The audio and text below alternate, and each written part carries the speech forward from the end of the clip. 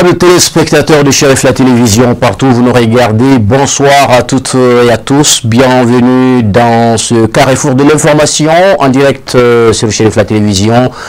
Bienvenue, place à l'actualité du jour. L'Alliance de la jeunesse musulmane pour l'unité et la paix au Mali a tenu une conférence de presse ce vendredi 14 novembre 2025 au siège du Haut Conseil islamique du Mali. Cette initiative vise à démarquer les musulmans des groupes extrémistes qui utilisent donc l'islam pour justifier leurs actions de violence. Notre équipe de reportage a assisté à ce point de presse. Voyons ce reportage signé Khadija Traoré et Nouhoum Kone. Cette déclaration de l'Alliance de la jeunesse musulmane pour l'unité et la paix au Mali est un message de paix et de tolérance qui appelle à la cohésion sociale et à la solidarité entre les différentes communautés du Mali. Elle rappelle que l'islam est une religion de paix et de compassion et que les actes terroristes sont contraires aux enseignements de la religion. Considérant la situation nationale actuelle, marquée par des crises multiformes, sécuritaires, économiques et sociales, vu l'histoire prestigieuse du Mali, façonnée par de grands empires musulmans, le Ghana, le Mali et le Songhai, du 7e au XVIIe siècle, considérant les dispositions de la Constitution de la République du Mali, dont l'article 1er interdit toute forme de discrimination fondée sur l'origine sociale, la région, la couleur, la langue, l'ethnie, le genre ou la religion, et dont l'article 12 garantit l'inviolabilité du domicile, des biens et de la vie privée. Considérant la recommandation numéro 26 du dialogue intermalien appelant à la lutte contre les stigmatisations sociales et ethniques. Considérant l'impérieuse nécessité de préserver la sécurité doctrinale ainsi que la stabilité du pays contre toute tentative de déstabilisation, qu'il s'agisse de terrorisme externe, armé ou idéologique, ou de terrorisme interne visant à dresser les citoyens les uns contre les autres ou contre l'autorité publique. Nous, Alliance de la jeunesse musulmane pour l'unité et la défense de l'islam au Mali, appelons au calme, à la lucidité, à la maîtrise de soi et à la patience.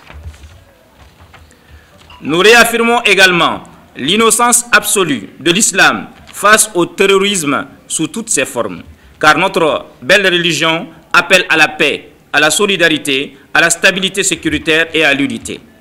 La JMD Mali condamne fermement toute forme de violence infligée au peuple malien, déplacements forcés, meurtres, destruction de biens, sous quelque prétexte ou appellation que ce soit. La JMD Mali proclame haut et fort qu'aucune force ne saurait effacer l'islam de l'histoire du Mali, que notre peuple est un peuple de tolérance et de coexistence pacifique depuis des siècles et qu'il n'est permis à aucun groupe, organisation ou individu d'être l'étincelle susceptible d'embraser la nation dans une discorde confessionnelle ou ethnique, à travers une atteinte à la dignité des musulmans ou dans une agression contre l'islam par quelques moyens visuels, sonores ou autres. La JMD invite toute la communauté musulmane du Mali à l'unité, à la concertation et à l'action commune pour la stabilité du pays par tous les moyens légitimes, y compris le dialogue, la médiation et la réconciliation. Nous recommandons respectueusement au président de la transition, son Excellence, le général d'armée Assimi Goïta, à œuvrer davantage à rassembler les Maliens et à favoriser l'apaisement des tensions sociales.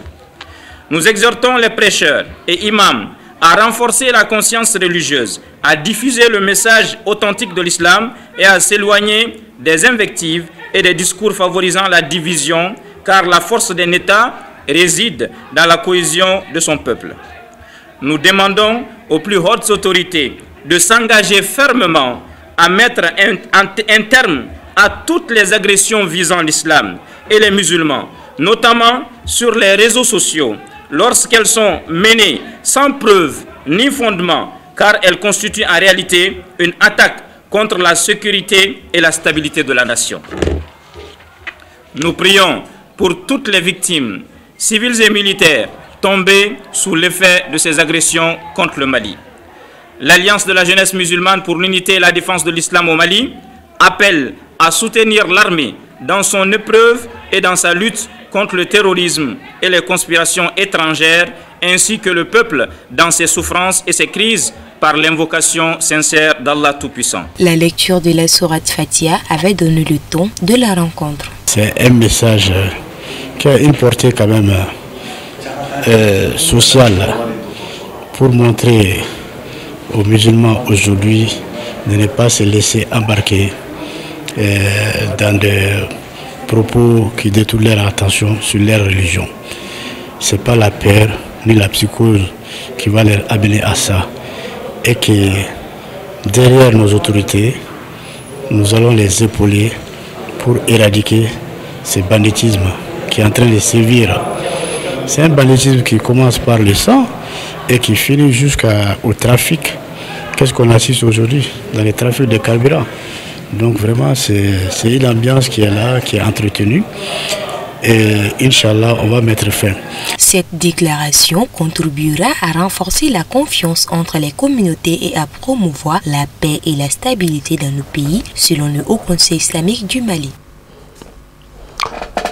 Cet élément en image dans le cadre de la finale du Malibu Challenge 2025, son fondateur était face aux hommes des médias ce samedi 15 novembre 2025 pour informer l'opinion nationale et internationale de la finale donc de la plus grande compétition des jeunes talents en robotique, deuxième du genre. L'événement est prévu le samedi 22 novembre 2025 au stade du 26 mars de Yilimadio en commune 5 du district de Bamako. Donc à cet effet, M. Youssouf Sall a énuméré quelques catégories de la dite compétition que je vous demande d'écouter au micro de nos reporters Tenenya Traoré Selugnare. Durant les 2 mois écoulés, nous avons remis des kits aux équipes qui ont été retenues pour participer à la compétition. Je crois que c'est 5 catégories qui ont pu bénéficier des kits parce que nous avons des catégories logicielles. Une compétition en développement d'applications mobiles et une catégorie pour le développement d'applications web, notamment les sites web comme on dit. Donc à part ces 2 catégories, les autres catégories sont des catégories qui impliquent l'usage de matériel. Nous avons une catégorie robot soccer. Ça, c'est apprendre aux enfants à concevoir des robots de type voiture, à les piloter à travers des télécommandes et ainsi jouer au football. Pourquoi avoir choisi ça? Parce que ça concerne des jeunes en bas âge. Ces jeunes-là, si on associe, comme on dit, l'utile à l'agréable, l'aspect sportif qui concerne le football, mais en jouant avec des robots, on arrive à combler ce déficit-là, inviter les enfants à travers des jeux, mais ils apprennent en même temps parce qu'ils apprennent à concevoir et à piloter des robots. Cela va éveiller en eux, dès le plus jeune âge, l'amour pour le montage, pour l'usage des mains, développer les facultés logiques et surtout aller vers l'esprit de compétition. Pour que, une fois adultes, qu'ils n'aient pas peur d'aller à la confrontation avec l'international, qu'ils aient confiance en eux et qu'ils aient l'esprit de compétition. Après cette compétition, il y a une autre catégorie qui concerne les drones.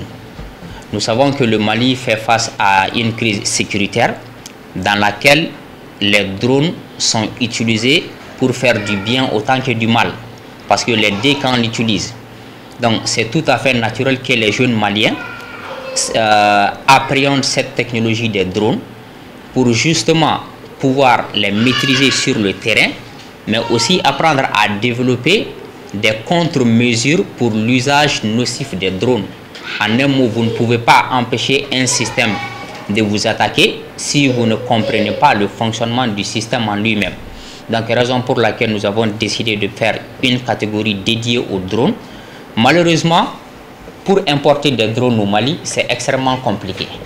Donc les drones de niveau suffisamment évolué qu'on aurait souhaité leur donner, on n'a pas l'autorisation de les importer, notamment suite à la crise sécuritaire. Mais on a pu avoir des drones qui ne sont pas très sophistiqués, mais qui peuvent servir pour l'apprentissage du pilotage. Donc eux, leur compétence sera évaluée sur la faculté dans la conduite, la précision et l'habilité au niveau de la conduite. C'est mieux que rien, parce que ça va leur permettre de savoir piloter des drones. Et certains de ces étudiants-là aspirent à intégrer l'armée. Donc, si vous intégrez l'armée en ayant déjà des connaissances en pilotage de drones, je pense que c'est notre façon de contribuer aussi à l'effort de guerre. Après, nous avons une autre catégorie qu'on peut dire la catégorie phare de cette année, c'est le combat des robots. Cette catégorie est réservée aux universitaires et aux clubs privés, dont la complexité est la plus élevée.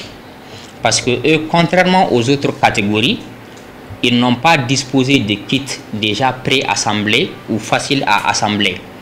Ils ont eu pour tâche de concevoir entièrement leurs robots eux-mêmes de A à Z.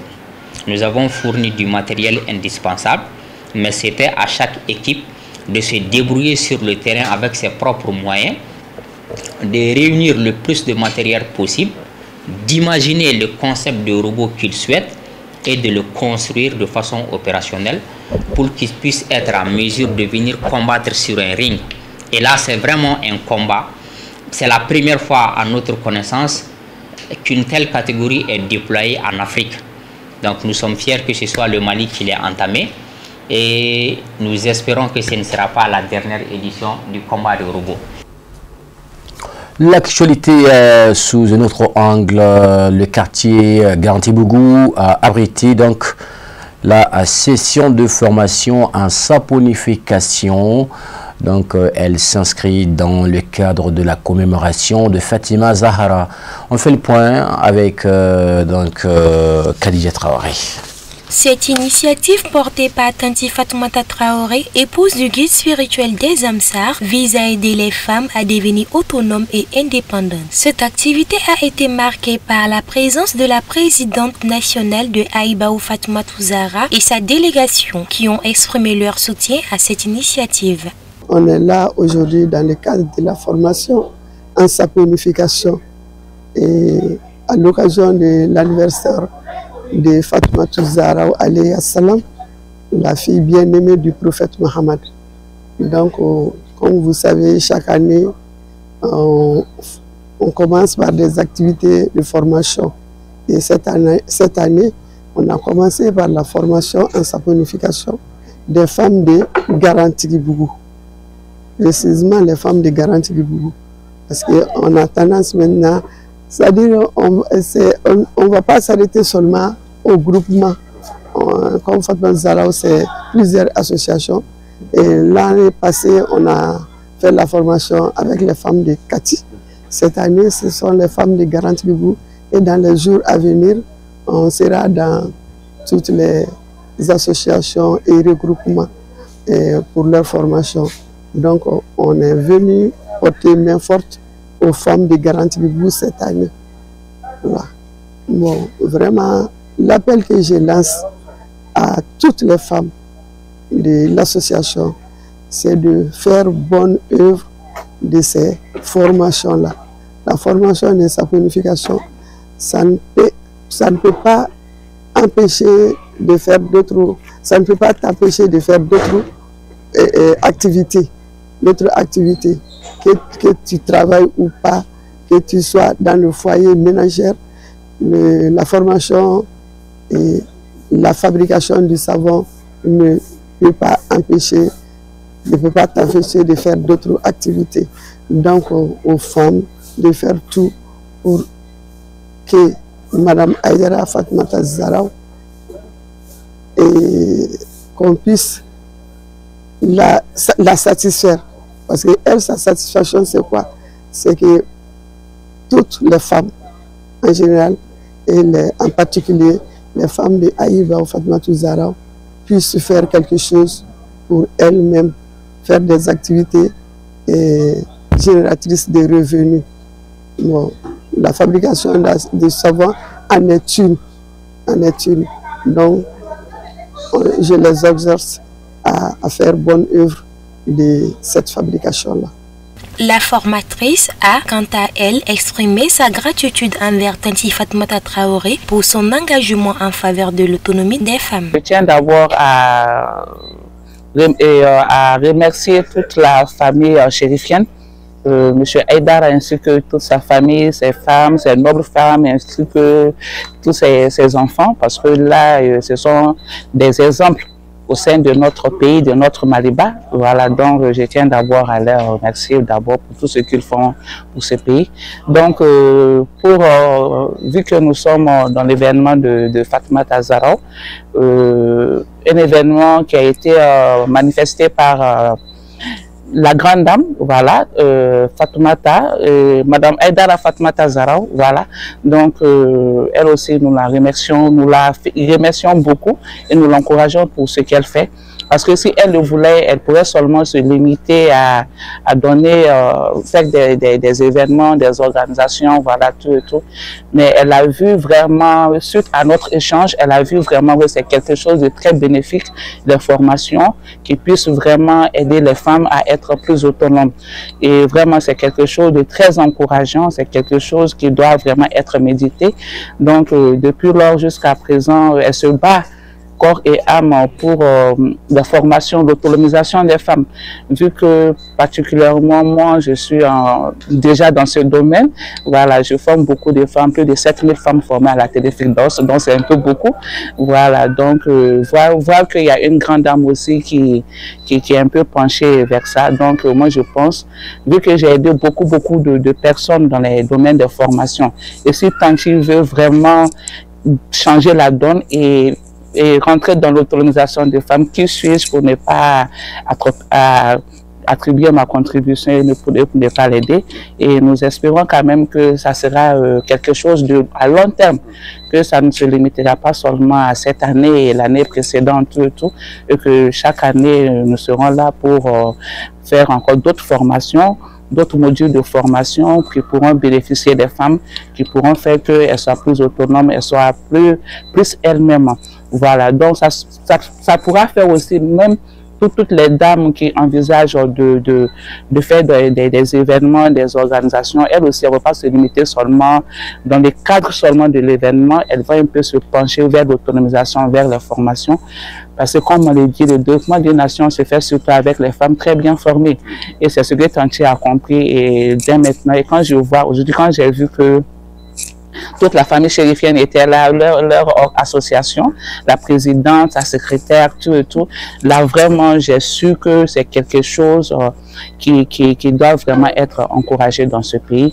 Et nous, à Télé-Firdaus, vu que nous sommes déjà dans le domaine de la formation professionnelle, et nous serons toujours là pour les épauler, pour les aider en matière de formation, tout et tout. Et là, je remercie toujours encore Tanti, Madame Fatoumata, pour cette initiative pour l'événement, voilà, et nous espérons quand même que ça ne se limitera pas là et qu'il y aura encore d'autres événements qui vont venir, d'autres formations, et puis bon, voilà, c'est ça. Ce que j'ai remarqué, elles étaient très motivées, vraiment. Elles étaient très motivées, elles étaient à l'écoute, elles étaient déterminées. Parce que généralement, quand tu vois comment je forme des personnes, quand ils viennent pour la formation, vous allez voir qu'il y a trop de bavardage derrière. Ils n'écoutent pas, ils ne sont pas attentifs. Mais bien vrai qu'il y avait du monde, mais je vois qu'elles étaient à l'écoute. Elles étaient attentionnées, elles étaient motivées, elles étaient curieuses. Elles posaient des questions et c'est ce que j'ai beaucoup aimé. Quand tu vois des apprenants, il y a celles qui viennent faire la formation se comporter ainsi, cela veut dire que non seulement elles ont l'amour du métier, parce que tu peux pas être attentionné à quelque chose tant que tu n'as pas l'amour de ce métier. Et voilà, et c'est ce que j'ai beaucoup aimé.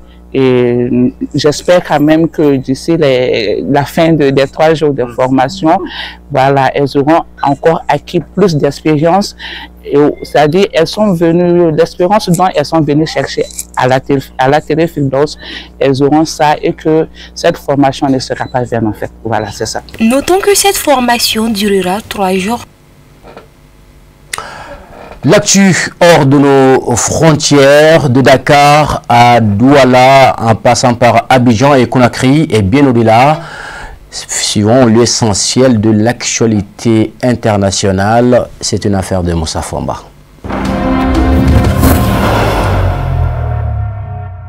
Sept corps exhumés des fosses communes à Dakar contredisent la version française du massacre de 1944. Les archéologues ont ouvert le 13 novembre 7 tombes parmi les 200 sépultures anonymes du cimetière militaire de Tiaroy. Certains de ces 7 corps étaient en tenue complète de guerre, brodequins aux pieds. Parmi les soldats enterrés dans cette fosse commune, il y avait des gradés. Celui du milieu avait les pieds attachés. Se rappelle l'archéologue Moustapha Sall. Les corps inhumés dans des coffrages en bois portent des traces de violence extrême. Selon le chercheur, côte gauche manquante, bassin disparu, squelette incomplet. On nous faisait croire que c'était des cénotaphes vides. Mais le sous-sol a montré que cette version était fausse, indique Assaliyoum Gom, directeur des archives du patrimoine historique des armées. Les fouilles confirment que les tombes ne sont pas vides. Or, les archives françaises restent inaccessibles. Nos collègues sont allés partout en France. Certains documents n'existent plus, d'autres sont cachés, déplore M. Sall. Le 1er décembre 1944, des tirailleurs ouest-africains, sénégalais, maliens et burkinabés réclamaient leurs soldes et l'égalité de traitement. La réponse française a été la fusillade. Paris parle de 35 à 75 morts. Les historiens, cependant, vont jusqu'à 400. Emmanuel Macron a reconnu le massacre en 2024 sans donner de chiffres. Une force commune Libye-Tchad pour sécuriser la frontière et lutter contre la contrebande. Les armées libyennes et tchadiennes se posent comme objectif d'éradiquer les groupes armés et les réseaux criminels qui gangrènent le sud du Sahel. Des patrouilles mixtes sont déjà en action sur plusieurs axes de la frontière longue de plus de 1000 km. Elles ciblent également l'immigration clandestine. Cette force conjointe reflète une extension de la coordination continue entre la Libye et les pays voisins, en particulier le Tchad et le Niger, selon l'analyste militaire Mohamed Tarouni. Leur coopération est le fruit d'années de travail conjoint selon lui. La première ministre japonaise Sanae Takaichi prévoit de lancer une discussion au sein du Parti libéral-démocrate qu'elle préside sur la possibilité de réviser les 3 principes actuels de non-nucléaire, à savoir ne pas posséder, produire ou autoriser d'armes nucléaires sur le sol japonais, a écrit le journal Mainichi. Takaichi plaide pour une révision de ces 3 principes car selon elle, l'interdiction du déploiement d'armes nucléaires dans le pays nuit au potentiel de dissuasion et de défense des États-Unis qui garantit de facto la sécurité du Japon d'après la publication. Plus tôt, Takaichi avait déclaré devant une commission parlementaire qu'elle n'était pas en mesure de commenter la question, précisant que son gouvernement s'apprêtait à entamer la révision de ces 3 principaux documents de politique de sécurité. Plusieurs pays d'Amérique latine discutent de la possibilité de préparer une déclaration commune condamnant les actions agressives des États-Unis contre le Venezuela, a rapporté un site d'information brésilien citant des diplomates anonymes de pays de la région. Des représentants des missions diplomatiques de plusieurs pays sont déjà en consultation afin de préparer une réponse à une éventuelle agression américaine selon des sources. Une réponse conjointe aux actions des États-Unis est nécessaire, faute de quoi la Maison-Blanche se sentira autorisée à continuer d'utiliser la force armée pour atteindre ses objectifs dans la région, ont indiqué ces mêmes sources. Les sources d'estimer que le Brésil, la Colombie et le Mexique devraient être les premiers à condamner Washington. Les États-Unis ont reproché au Venezuela son manque de proactivité dans la lutte contre le trafic de drogue. Selon le New York Times, le président américain Donald Trump a autorisé la CIA à mener des opérations secrètes en République bolivarienne. Les médias américains ont rapporté à plusieurs reprises que les États-Unis pourraient bientôt lancer des frappes contre les cartels de la drogue au Venezuela. Cependant, le 31 octobre dernier, le chef de la Maison-Blanche a déclaré qu'il n'envisageait pas la possibilité de mener des frappes sur le territoire vénézuélien.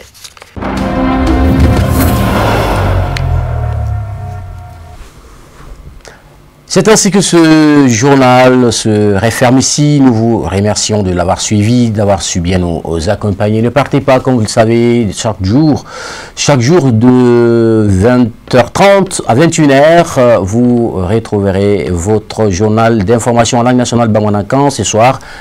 Donc il sera présenté par Kafouné Batili. Retenez ceci, chaque jour est une vie et chaque vie est une chance. Travaillons à la beauté des choses. Que Dieu nous assiste.